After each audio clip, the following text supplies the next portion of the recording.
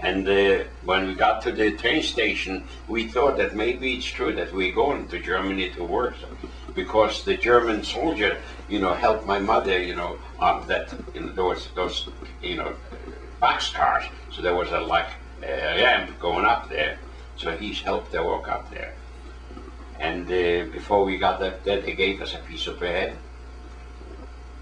and they closed the doors of the boxcar, and then in the middle of the night, sometime, I don't know what time it was, we came to a stop,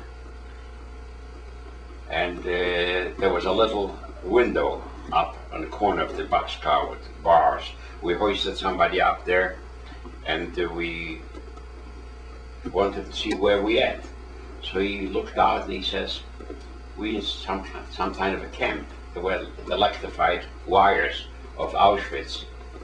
So after the train was going back and forth and finally the doors opened, it's like the gates of hell opened.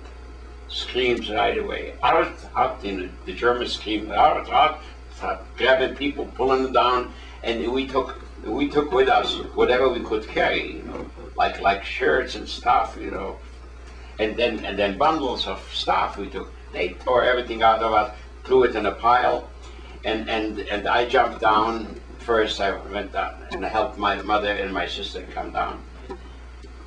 And right away, they started screaming, men on this side and women on this side. The screams were like hell. If there's a hell, I was in hell already, believe me. And so right away, men this side and women this side, and I'm standing there. I say to my mother, I say, I don't know where they're going to take us, but I'll try to look you up later. Much did I know that that's the last time I saw my mother. A piece of bread that we got in the beginning of our journey. Of course, I ate it right away, my sister ate it right away. My mother didn't eat it. I didn't even notice. But when they were tearing me away from my mother and my sister, she shoved that piece of bread in my hand. You take it, you'll need it. That was the last I saw of my mother. After the war, my sister survived.